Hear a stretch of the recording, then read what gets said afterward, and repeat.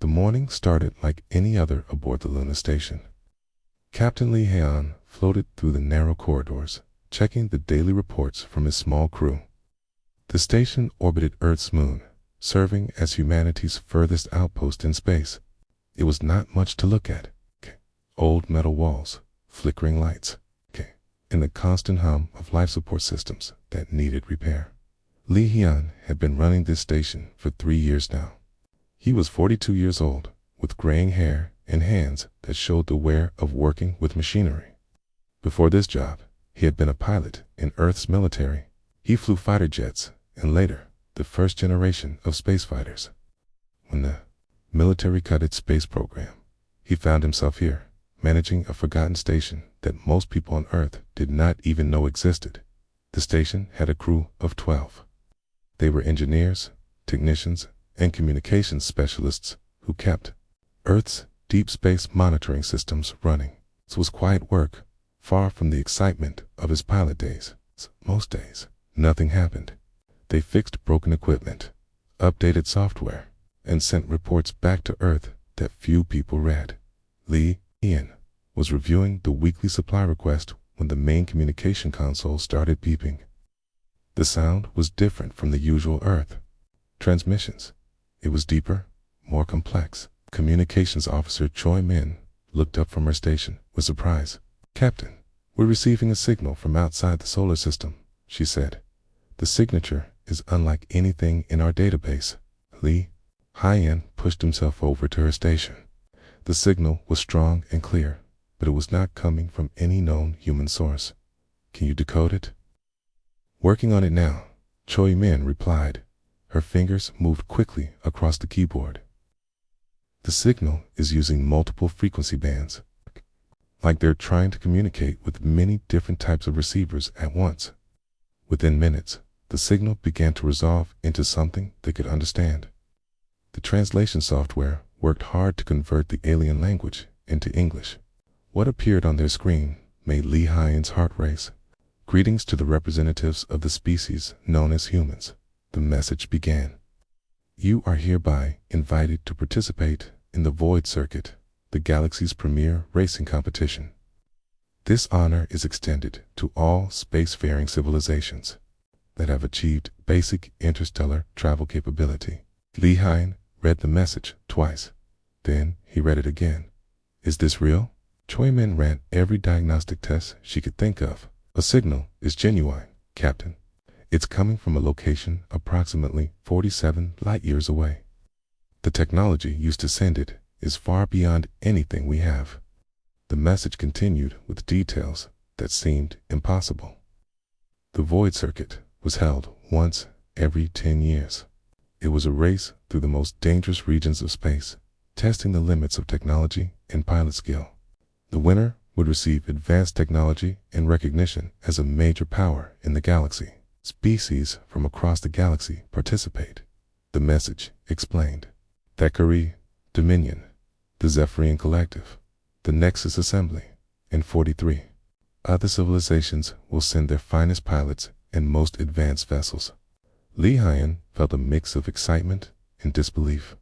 Humanity had only achieved basic interstellar travel 5 years ago. Their fastest ships could barely reach the nearest star systems. Most of the galaxy did not even know humans existed. The message included a data packet with more information. As Choi Min decoded it, images filled their screens. They saw massive racing vessels that looked like works of art, sleek ships with flowing curves, angular craft that seemed to cut through space itself, and vessels that appeared to be made of pure energy. "Look at this," Choi Min whispered. She displayed an image of a Cathari racing ship. It was 3 times the size of the largest human vessel, with engines that glowed like captured stars. "Their technology is centuries ahead of ours." The message also included details about the race course. 7 sectors of increasing difficulty, each designed to test different aspects of piloting and engineering. The first sector was a simple speed trial through open space. The final sector was called the Void Barrier, where ships had to navigate through energy fields that could tear apart matter itself. Why would they invite us? Li Haiyan asked aloud. We're barely capable of reaching the next star system. The answer came in the final part of the message. Holographic figure appeared above their console. It was tall and thin, with blue-gray skin and large eyes. Its voice was smooth, but carried an undertone of superiority. I am Commander Velthaze of the Cathari Dominion, current coordinator of the Void Circuit. The invitation to your species is part of our commitment to inclusivity. All civilizations that meet the minimum requirements must be offered the opportunity to participate. Hologram paused, and Li Haiyan could see something like amusement in its expression. We do not expect your species to complete the race. Most new civilizations do not survive the first sector. However, your participation will provide valuable data on primitive spacecraft design and will serve as entertainment for the more advanced species. Entertainment. The word hit Li Haiyan like a physical blow. They were being invited as comic relief. The galaxy's advanced civilizations wanted to watch humanity fail in spectacular fashion. The race will begin in 6 standard months, Velthaze continued. You may send 1 vessel with a maximum crew of 5. Construction and preparation are your responsibility. We will provide basic navigation data and safety protocols, though we cannot guarantee the survival of participants who choose to use inferior technology. The hologram flickered and disappeared. The communication channel closed, leaving the Luna station crew in stunned silence. Engineer Kim Nara, who had been listening from the engineering station, spoke first. They're treating us like we're some kind of joke. Maybe we are, said Park Jun, the station's maintenance chief. Have you seen what we're working with here? Half our equipment is held together with spare parts and prayer. Li Haiyan stared at the blank screen where the alien message had been. His pilot instincts were awakening for the first time in years. But this was impossible. It was dangerous. It was probably suicide. It was also the greatest opportunity humanity had ever received. Choi Man, send a message to Earth Command, he said finally. Tell them we need to talk to someone with authority. We're going to need official support for this. You're not seriously considering this, are you? Park, Jun asked. Li Haiyan turned to look at his crew. They were good people, skilled in their fields, but they were not warriors or explorers. They were maintenance workers on a forgotten station. Yet, something in their eyes told him they were thinking the same thing he was. The galaxy thinks we're primitives, he said. Maybe it's time we proved them wrong. 3 weeks had passed since the alien message arrived at Luna Station. Li Haiyan sat in the cramped meeting room at Earth Command headquarters, watching the faces of the people who controlled humanity's future. The room was filled with politicians, military officers, and scientists. None of them looked happy. Captain Lee, your request is completely unreasonable, said General Morrison, the head of Earth's Space Defense Force. You want us to spend 2 billion credits on a racing ship that has no chance of winning. We have better ways to use our resources. Li Haiyan had expected this response. Earth's government was practical above all else. They spent money on things that brought clear benefits. A racing ship that would probably be destroyed in the first sector did not fit their priorities. Sir, this is not just about racing, Li Haiyan replied. This is about showing the galaxy that humanity deserves respect. If we don't participate, they will see us as cowards. Better to be seen as cowards than dead fools, said Dr. Sarah Chen, the lead scientist on the space program. The technology gap is too large. Their slowest ships are faster than our best fighters. The meeting continued for 2 hours. Li Haiyan presented every argument he could think of. He showed them the alien technology displays, explained the potential benefits of participation, and tried to appeal to their sense of pride. Nothing worked. The final vote was unanimous. Earth would not fund a racing vessel. Li Haiyan left the meeting feeling defeated. He had been so sure that Earth's leaders would see the opportunity.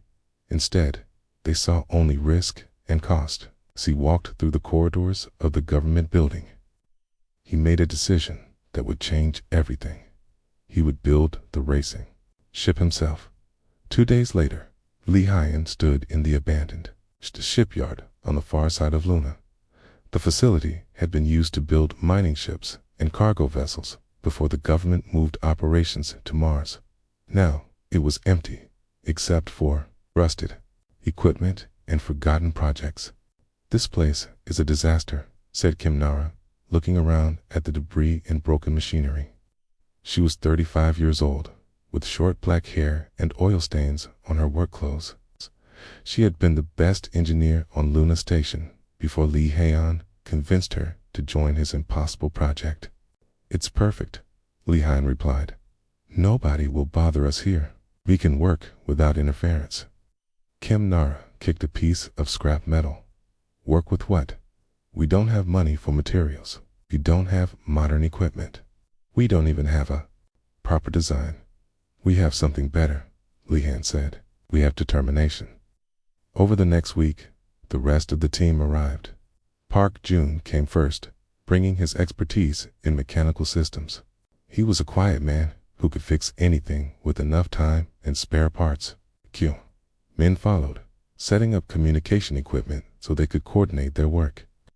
Finally, Yoon Soo joined them, bringing her knowledge of navigation and mathematics.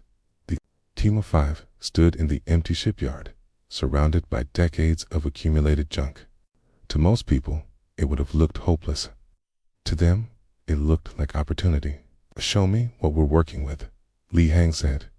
Kim Nara had spent the past 3 days cataloging everything in the shipyard. She led them through the facility, pointing out different piles of equipment and materials. "Here we have engines from old cargo ships," she said. "They're not fast, but they're reliable. These are life support systems from passenger transports. Over there are weapon mounts from decommissioned military vessels." Park Jun examined a massive engine that had been stripped from a mining ship. "This thing is built like a tank. It's not pretty, but it will run forever." "Speed is not everything," Yoon Soo added. "If we can't match their velocity, we need to focus on endurance and reliability." They spent the next month designing their ship. Kim Nara worked 18-hour days, creating blueprints that combined parts from dozens of different vessels. The design was unlike anything that had ever been built. It mixed military components with civilian systems, mining equipment with racing modifications. "It looks like a flying garbage truck," Park Jun said, examining the latest design. "Looks like home," Li Haiyan replied. The actual construction began in the second month. They worked without official permits or government approval. When they needed materials they could not find in the shipyard, they traded favors with other engineers or bought surplus equipment from military contractors. The whole came from a half-built cargo vessel that had been abandoned 5 years earlier. They reinforced it with armor plating from an old military transport. The engines were a hybrid system that combined mining ship power with fighter jet maneuverability systems. "This should not work," Kim Nara said, watching Park Jun install the 20th different type of component into their ship. "We're mixing technologies that were never meant to work together. Human engineering," Li Haiyan said. "We make things work that should not work." The ship began to take shape. It was not beautiful like the alien racing vessels they had seen in the holographic displays. It was blocky, angular, and covered in mismatched armor plating. Pipes and cables ran along the outside of the hull because they had run out of space inside. The engine exhausts were larger than necessary because they had to accommodate the modified mining equipment. "What should we call it?" Choi Min asked. As they installed the final systems, the team considered several names. Kim Nara suggested Luna's Pride after their home station. Park Jun wanted scrap metal to acknowledge their humble materials. Yoon Soo proposed Longshot because of their chances of success. Terra's Pride Lee Hyun said finally. We represent all of Earth, not just ourselves. News of their project eventually reached Earth's government. General Morrison sent several messages demanding that they stop construction. Dr. Chen published papers explaining why their approach would fail. The media called them the Suicide Squad and humanity's biggest mistake. The team ignored the criticism and continued working. They had 4 months left before the race began. Every day brought new challenges as they tried to make their mismatched systems work together. The navigation computer keeps crashing, Yoon-soo reported during one of their daily meetings. The life support system is not compatible with the military power grid, Choi-min added. The engines vibrate so much, they're shaking the hull apart, Park Jun said. Kim Nara looked at the list of problems. We need to redesign half the ship. We don't have time to redesign, Lee Hyun said. We make it work with what we have. This became their motto. When systems failed, they found workarounds. When components broke, they built replacements from spare parts. When experts told them something was impossible, they proved them wrong. Terra's Pride was finally completed 1 week before the race deadline. It was ugly, loud, and held together with parts from 40 different types of spacecraft. The alien racing community, monitoring human communications, began referring to it as the flying scrapyard. Lee Hyun stood in the shipyard, looking at their creation.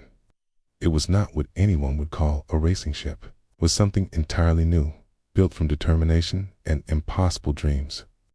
Are you ready to show the galaxy what humans can do? He asked his team. They were. The starting line of the void circuit was unlike anything Lee Hyun had ever seen. 47 racing ships from across the galaxy floated in perfect formation near the edge of the Kepler system. Each vessel was a masterpiece of engineering, representing the best technology their civilizations could produce. Terra's Pride looked completely out of place among them. The human ship was 3 times larger than most racers, with a hull that seemed to be built from spare parts. Pipes and cables ran along the outside, and the mismatched armor plating gave it the appearance of a patchwork quilt. The other pilots had begun calling it the junk pile for the open communication channels. Lee Hyun sat in the captain's chair, watching the alien vessels through the main view screen. The Cathari ship was a work of art, with flowing curves that seemed to bend light around them. The Zephyrian racer looked like it was made of living crystal, pulsing with internal energy. The Nexus vessel was purely mechanical, every surface covered with sensors and weapon systems. Are you seeing this? Park Jun asked from the engineering station. The Vortani ship just folded space around itself. It teleported 50 meters to the left. Their technology is incredible, Kim Nara said, studying the sensor readings. Some of these ships are using physics we don't even understand. Commander Velthus appeared on the main communication screen, addressing all the racers. Welcome to the Void Circuit. You will race through 7 sectors, each more dangerous than the last. The course will test your ships, your skills, and your courage. Many of you will not survive. The alien commander's eyes seemed to focus on Terra's Pride. Some participants have already provided entertainment simply by arriving. We look forward to seeing how long they can survive. Laughter echoed through the communication channels. The other pilots were making jokes about the human ship before the race had even begun. Sector 1 begins in 60 seconds, Velthus announced. May the most advanced civilization win. Lee Hyun looked at his crew. They had trained for months, but nothing could have prepared them for this moment. They were about to race against the most advanced ships in the galaxy, using technology that was decades behind their competitors. Are we ready? He asked. The engines are running at full capacity, Park Jun reported. Navigation systems are online, Yoon-soo added. Communications are clear, Choi-min said. All systems are green, Kim Nara confirmed. Then let's show them what humans can do, Lee Hyun said. The starting signal flashed across their screens. Sector 1 was a simple speed trial through open space. The first 10 ships to reach the checkpoint would receive bonus points and better starting positions for Sector 2. The alien ships exploded forward like bullets from a gun. The Cathari racer vanished in a flash of light, already several kilometers ahead. The Zephyrian vessel became a streak of energy, moving so fast it was barely visible. The Nexus ship activated some kind of boost drive that left a trail of blue fire behind it. Terra's Pride accelerated much more slowly. The mining ship engines were powerful, but not built for speed.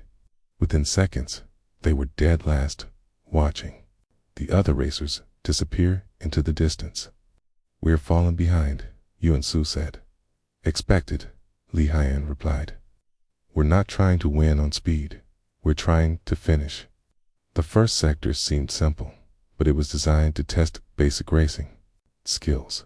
The course included sharp turns, narrow passages between asteroids, and sudden course changes that would challenge even the most advanced ships. Reports began coming in over the communication channels. 3 ships had already crashed, unable to handle the high-speed maneuvers. 2 more had mechanical failures, their advanced systems overheating under the extreme acceleration. The Altarian ship just exploded, Choi Min reported. They pushed their engines too hard, trying to keep up with the leaders. Terra's Pride continued at a steady pace. The ship was not fast, but it was stable. It's a heavy construction that made it slow, also made it incredibly durable. When they encountered the asteroid field, other ships had to slow down to avoid collisions. Terra's Pride simply powered through, its thick armor deflecting impacts that would have destroyed lighter vessels. "This is actually working," Kim Nara said with surprise. "Our slow speed is an advantage in the technical sections." They passed 2 more ships that stopped for repairs. The human vessels' simple, redundant systems kept running when more sophisticated technology failed. When the Hegemony racer suffered a computer malfunction, Terra's Pride moved up another position. "We're not last anymore," Park Jun announced. "We're 32nd out of 35 remaining ships." It was not a great position, but it was progress. More importantly, they were still in the race when many supposedly superior ships had already been eliminated. Sector 2 began immediately after the first checkpoint. This section included solar flares and radiation storms that could damage sensitive equipment. The leading ships had to slow down significantly to protect their delicate systems. Terra's Pride had an unexpected advantage. The mining ship components were designed to operate in harsh environments. The radiation that forced other ships to take shelter barely affected their sturdy systems. "We're gaining on them," Yuan Su said, watching their position improve on the tactical display. "The Syndicate ship is having power problems," Choi Min reported. "They're dropping back fast." Li Han watched the chaos unfold around them.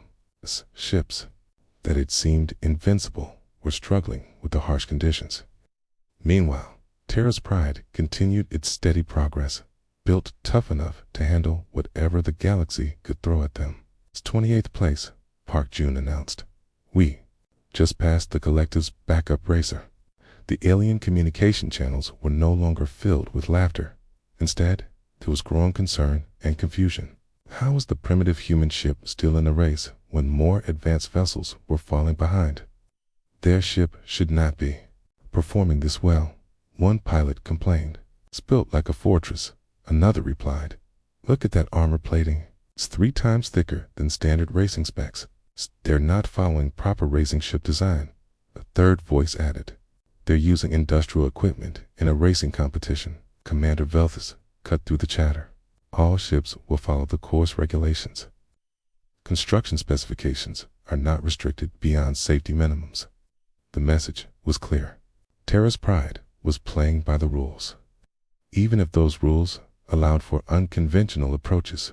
Sector 3 brought gravitational anomalies that twisted space around the racing ships.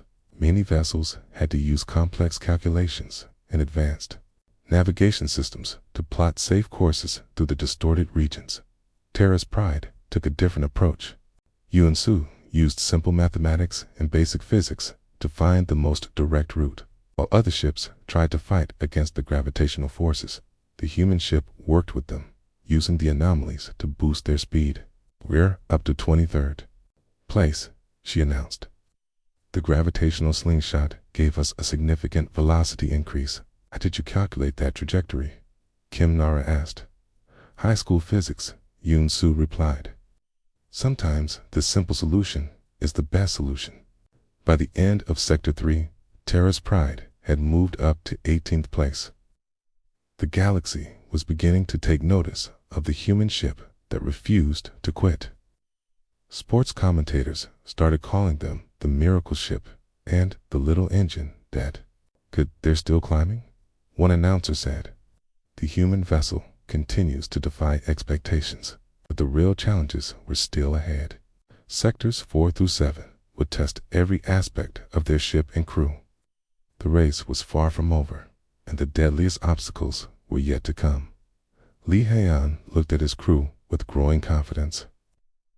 They had proven that determination and ingenuity could compete with advanced technology. Now they had to prove they could win. Sector 4 was where the real racing began. The course led through the Crimson Nebula, a massive cloud of gas and dust that blocked most sensors and communication systems. Ships had to navigate by sight alone, following ancient beacon signals that were barely visible through the red mist. Terra's Pride entered the nebula in 15th place. The human ship had been climbing steadily through the rankings, but now they faced their greatest challenge yet. The nebula was like flying through thick fog, with visibility limited to just a few hundred meters. "I can't see anything," Choi Min said, straining to look through the view screen. "The nebula is blocking our long-range sensors." "The other ships are having the same problem," Lee Hyun replied. "This levels the playing field." Most of the alien racers slowed down dramatically, afraid to crash into hidden obstacles. Their advanced navigation systems were useless in the nebula's interference. Ships that had been moving at incredible speeds were now crawling forward at a careful pace. But Terra's Pride had an advantage that nobody expected. Mining ship sensors were designed to work in difficult conditions. They could detect solid objects through dust clouds and gas formations. Kim Nara had modified them to work even better in a nebula environment. "I'm picking up clear readings," she announced. "The mining sensors are cutting through the interference." "Plot us a course," Lee Hyun ordered. "Maximum safe speed." While other ships moved slowly and carefully, Terra's Pride began to accelerate. The sturdy mining equipment gave them clear vision where others were blind. They passed 3 ships in the first hour, then 2 more as the nebula grew thicker. "We're in 10th place," Park Jun reported with excitement. "The hegemony ship just fell behind us." "The navigation computer is malfunctioning," Choi Min added, listening to the alien communication channels. "They're trying to repair it while flying blind." The nebula section continued for 6 hours. During that time, Terra's Pride moved up to 7th place. They passed ships that were stuck, ships that were lost, and ships that had given up trying to navigate the maze of gas clouds. "This is incredible," Yuan-Su said, watching their position improve. "We're actually competing with the best ships in the galaxy." "We're not just competing," Lee Hyun replied. Teased, "We're winning." The exit from the nebula led directly into Sector 5, the asteroid maze. This section was designed to test pilot reflexes and ship maneuverability. Thousands of spinning rocks created a deadly obstacle course that changed constantly as the asteroids moved in. Complex patterns. The leading ships used their advanced computers to calculate safe paths through the maze.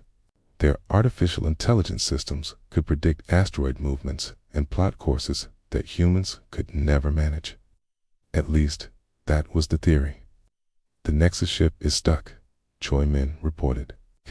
"Their computer is trying to calculate too many variables at once. It's overloading.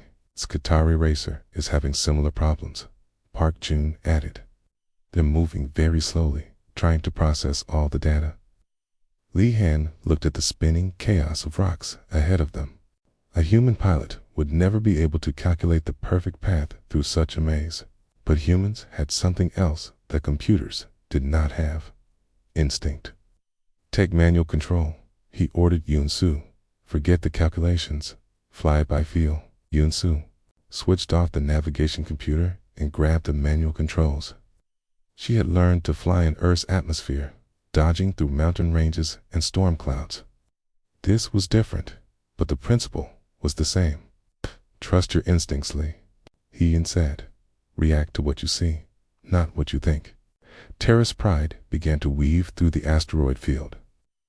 Yun-Su did not try to predict where the rocks would be. Instead, she reacted to what was happening right now. When an asteroid spun toward them, she turned away. When a gap opened up, she flew through it. The human approach was completely different from the alien method. While other ships stopped to calculate and plan, Terra's pride kept moving. While computers tried to process infinite variables, human reflexes made simple decisions. We're gaining on them, Park Jun said in amazement. We just passed the Zephyrian ship, 5th place, Yun-Su announced, her hands steady on the controls. I can see the Vortani Racer ahead of us. The asteroid maze continued for 3 hours. During that time, Terra's pride moved up to 4th place. The galaxy watched in shock as the human ship outflew vessels with technology centuries more advanced. How are they doing this? One racing commentator asked. A ship has no advanced flight computers. They're using biological processing. Another replied, the human pilot is making decisions faster than artificial intelligence can calculate them. But that's impossible. The first commentator protested. No biological brain can process that much information.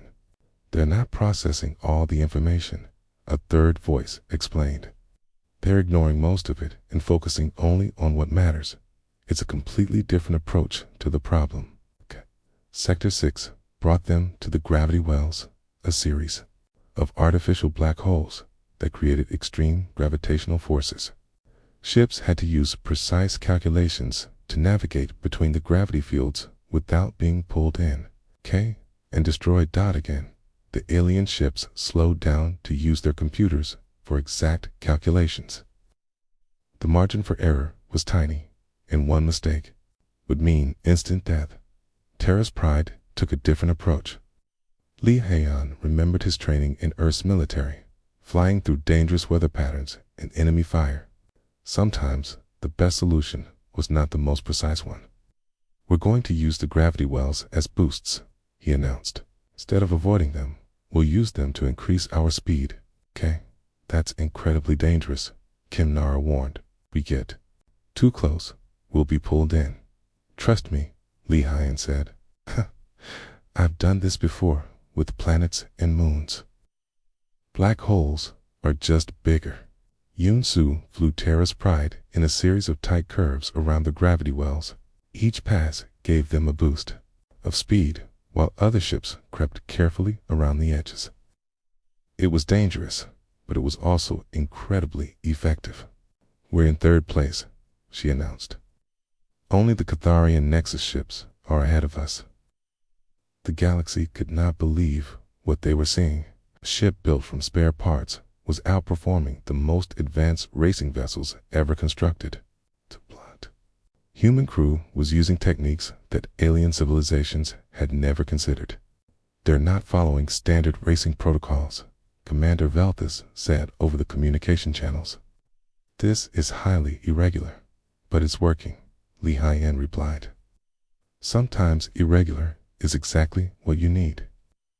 As they approached the final sectors, something had changed in the alien pilots' attitudes. They were no longer laughing at the human ship. Instead, they were studying Terra's pride, trying to understand how humans could be so successful with such simple technology. Some alien ships even began copying human techniques. They started making intuitive decisions instead of relying entirely on computers. They began taking calculated risks instead of playing it safe. They're learning from us, Choi Min observed. The other pilots are changing their approach. Good, Lee Hyen said. Maybe we can teach the galaxy something about racing after all. But the hardest part was still ahead. Sector 7, the void barrier, would test everything they had learned. It was the most dangerous part of the race, where most ships were destroyed, and dreams came to an end. Terra's pride was ready for the challenge. The entrance to Sector 7 looked like the edge of reality itself. The void barrier stretched across space like a wall of pure energy, crackling with forces that could tear apart atoms. Strange lights danced within the barrier, and space itself seemed to bend and twist around it. Only 12 ships remained in the race. Terra's Pride held third place behind the Cathari vessel and the Nexus Racer. The human ship had climbed from last place to compete with the galaxy's finest, but the void barrier would be their ultimate test. Energy readings are off the charts, Kim Nara reported, studying the sensor data. This barrier contains types of energy we don't even have names for. The other ships are slowing down, Yoon Soo observed. They're being very careful about their approach. Lee Hun watched the two ships ahead of them. The Carry Racer was using some kind of energy shield to protect itself from the barrier's effects. The Nexus ship had deployed additional armor plating and was moving at reduced speed. Captain, we have a problem, Park Jun said from the engineering station. Our engines are starting to overheat. The energy from the barrier is interfering with our power systems. This was what they had feared. The void barrier was designed to test the most advanced technology in the galaxy. Ships needed sophisticated shielding and energy management systems to survive the passage. Terra's Pride had neither. How long do we have? Lee Hyen asked. Current power levels? Maybe 20 minutes before we lose main engines, Park Jun replied. The other ships were already having problems. 3 vessels had stopped completely, their systems overloaded by the barrier's energy. 2 more were retreating, unwilling to risk destruction. The Syndicate ship just exploded, Choi Min announced. Their shields failed, and the energy tore them apart. Lee Haeon looked at his crew. They had come so far, achieved so much, but the void barrier might be where their journey ended, unless they tried something completely different. Kim Nara, what? Do you know about our mining equipment? He asked. The original purpose was to process raw energy from asteroid mining operations, she replied. It's designed to handle massive power surges and redirect them safely. Can we use it to channel the barrier's energy instead of fighting it? Kim Nara's eyes widened as she understood what he was suggesting. That's insane. We would be using the most dangerous energy in the galaxy to power our ship. Insane is what we do best, Lee Hyen said. Can it work? In theory, yes, she admitted. But if we make one mistake, we'll be vaporized instantly. Then we don't make mistakes, he replied. Park Jun, start rerouting power systems. We're going to surf the energy wave instead of hiding from it. The crew worked quickly to modify their ship's systems. They bypassed safety protocols and connected the mining equipment directly to the main engines. It was dangerous beyond measure, but it might be their only chance to stay in the race. Modifications complete, Park Jun reported. But Captain, this has never been tested. We don't know what will happen. We're about to find out, Lee Hyen said. All hands, prepare for energy surge. Terra's Pride flew directly into the void barrier. The energy hit them like a tsunami of pure power.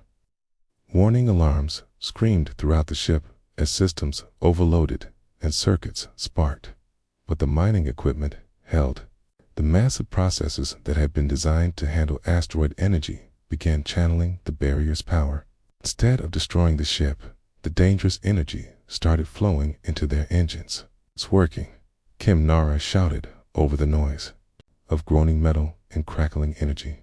Power levels are increasing beyond maximum. Terra's pride began to accelerate. The ship that had been slowest in the early sectors was now moving faster than it had ever moved before.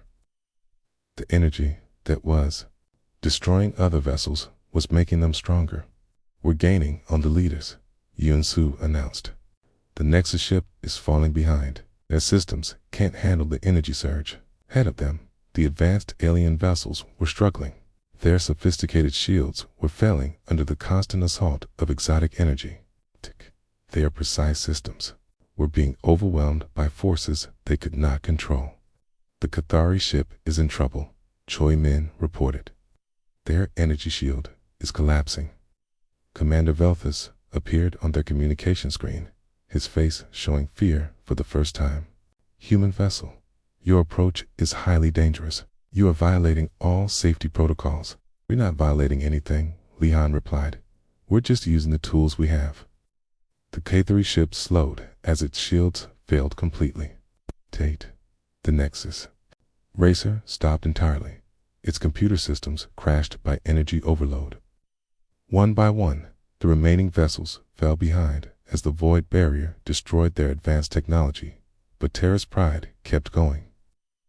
The mining equipment continued to process the deadly energy, turning destruction into power. The ship that had been built from spare parts was now leading the greatest race in galactic history. "We're in first place," Yun-Su said in amazement. "We're actually winning." The final stretch of the void barrier was the most dangerous section. The energy reached levels that should have been instantly fatal to any spacecraft. But Terra's pride rode the energy wave like a surfer riding the perfect storm. "Hull integrity holding," Park Jun reported. "The mining armor is protecting us from the worst effects. Navigation systems still functional," Yun-Su added. "I can see the finish line." The exit from the void barrier appeared ahead of them like a doorway to safety. Beyond it lay the finish line of the void circuit, where no one expected to see. A human ship arrived first. Terra's pride burst out of the energy barrier with power systems blazing. They crossed the finish line 3 full minutes ahead of the second-place finisher, the Safarian ship that had managed to survive the barrier's assault. The galaxy fell silent. In a race designed to showcase the most advanced technology in known space, the winner was a ship built from spare parts by a species most civilizations considered primitive. Winners of the void circuit came the official announcement, Terra's pride of the human species. Li Han looked around at his crew. Hey, they were battered, exhausted, and covered in soot from the overloaded systems, but they were also victorious. "Hey, did it," Kimnara said, her voice filled with wonder. "We actually won, with a ship made of junk," Park Jun added, laughing. "The best junk in the galaxy." Yun-Su said proudly. Commander Velthus appeared on their screen again, but his expression had changed completely. The arrogance was gone, replaced by something like respect. "Congratulations, Captain Li Hang," he said formally. "Your victory has been ... unexpected. The human species has earned recognition as a major spacefaring civilization." The prize ceremony was held on the racing station where the competition had begun. Representatives from 47 civilizations watched as Terra's pride received the championship trophy and the promised technology blueprints. But more important than the prizes was what the victory represented. Humanity had proven that determination and creativity could triumph over advanced technology. They had shown the galaxy that being different was not the same as being inferior. "How did you do it?" asked the Zephyrian ambassador during the ceremony. "Your technology is centuries behind ours. We didn't try to match your technology," Li Han replied. "We used what we had and made it work better than anyone expected." The news of humanity's victory spread across the galaxy within days. Species that had never heard of humans were suddenly interested in learning more about them. The race had transformed Earth from an unknown backwater to a civilization worthy of respect. When Terra's Pride returned to Luna Station, they found a hero's welcome waiting for them. Earth's government, which had refused to support the project, was now claiming credit for the victory. But Lee Hyun and his crew did not care about politics. They had built something impossible from spare parts and determination. They had proven that humans belonged among the stars. Most importantly, they had shown that sometimes the best technology was human. Ingenuity backed by the refusal to give up. Terra's Pride was put on display in Earth's orbital museum, where it became a symbol of human achievement. Children came to see the ship that had won the galaxy's deadliest race with nothing but courage and creativity. Lee Hyun returned to his position at Luna Station, but he was no longer managing a forgotten outpost. He was preparing humanity's next generation of space explorers, teaching them that limitations existed only in the mind. The galaxy had learned something important from humanity's victory. Advanced technology was valuable, but the human spirit was irreplaceable. Sometimes the best solutions came not from the most sophisticated equipment, but from the determination to succeed against impossible odds. And somewhere in the vastness of space, other civilizations began to wonder what else these remarkable humans might accomplish.